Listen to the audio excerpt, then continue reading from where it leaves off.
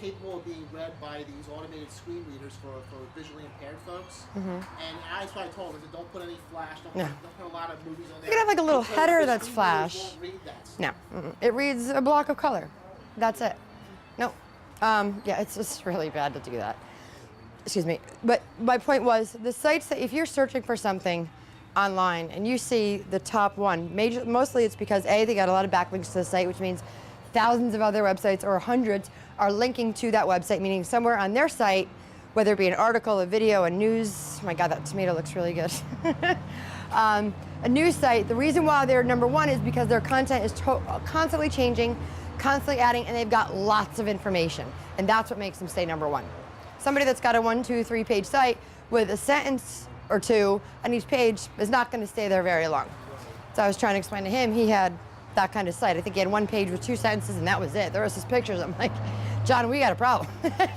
We need a lot more content on here than just your pictures. I understand your product is pictures, but we got to explain the process better.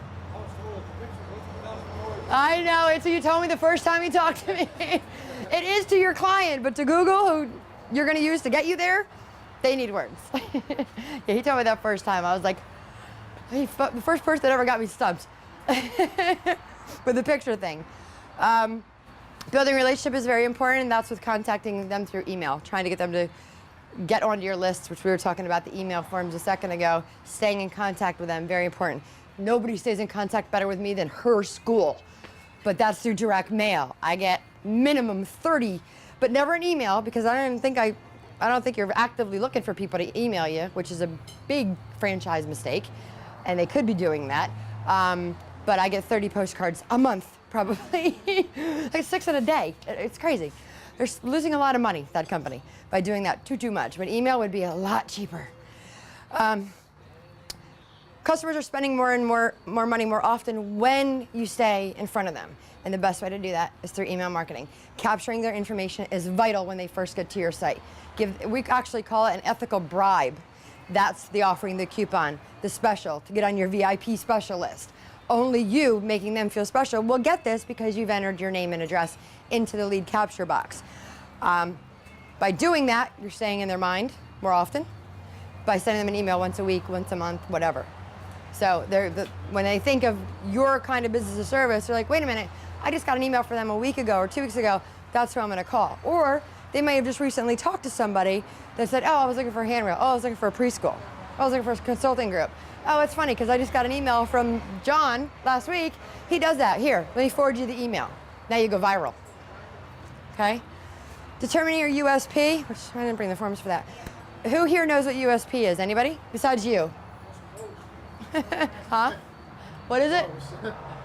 What do you say, John? Parcel post? UPS. Close. I do have dyslexia sometimes, but not in this one. Do you know? You are a marketing guy and don't know USP? No. Bridget? See, I have a lot of holes, that's why I'm here. Okay. Well, a couple of holes, not many.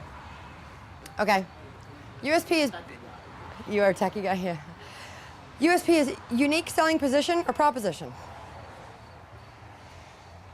Whose line is when it absolutely positively has to be there overnight? It's like your value proposition. It's your branding line. It should be on every single thing you do. So they remember that, they hear that, oh yeah, I know who that is, what company that is. What's the delivery one? Be delivered in 30 minutes or it's free. Who's that? Yep. And that's their brand. That's their line. I've taught a lot of people on how to get their brand. I'm like, basically it's what differentiates you from your competitors.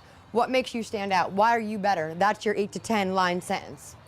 Does Tutor Time have one? You know what? I said it. I'm trying to think of it. And I know there's one on the website. We don't Right. personally use one at our school. Like it's No. on our Should be on everything. stuff. Yeah, it should be on business cards, brochures, everything. They only have it on the website? I think there's a line on the website. So they're not- but it's not used on any of the brochures or anything. Yeah, it should, every single thing they do, that should be, because that'll stick in their minds. Right. And they'll remember it. Like, oh yeah, it's Tutor Time. That's their line. That's right. You don't have one? What's that? Do you have a line? Tagline? I do USP? have a website, your resource for information management.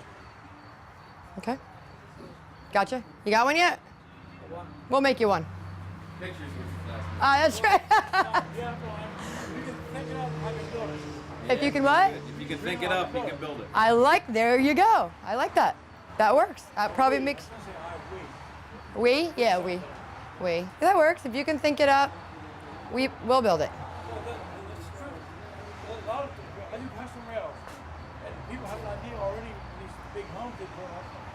The architect has an idea, but the workers said they're not builders. Right. They're drawers. They can't be drawn out. Right. Sometimes you can't build that rail the way they want it. But the owner, I spend sometimes a week back and forth with them. They put together their own rail, and I built it. Okay. So they can dream it up, I built it. Gotcha. I'll go through one more side, then I'll let you guys eat because I don't want that pizza getting cold. It's really good. Okay, go ahead. One more. How are you now staying in touch with your customers? Are you using Pony Express? Telephone? You calling them all up going, hey, we're still here. Where you been? I have people that go, oh yeah, we do that. I'm like, tell me you're not calling your customers during dinner. When you call me, I'm going to be really mad. Email, direct mail. I know they are. None of the above. So many people aren't. They're just, the customer comes in. I'll tell you, the very first client I had when I first started to decide to not be selfish anymore and help local businesses, it was a florist. And my husband used to go there all the time to buy me flowers, at least every 3 or 4 months. So I walked into her and I saw her website and it was bad, B-A-D, totally bad. And she never emailed me. And I actually literally went into her at her counter and I said, okay, your website no isn't doing anything for you. She's like, I know, I gotta redo it. I'm like, okay, I can handle that, no problem. Build you a direct response website that actually works. And I said, can I ask you a question? My husband probably spends $300 to $500 a year in here, plus you did our wedding. Why have you never contacted me? Do you not like my husband's money? She went, swear to God. And that's what I said to her.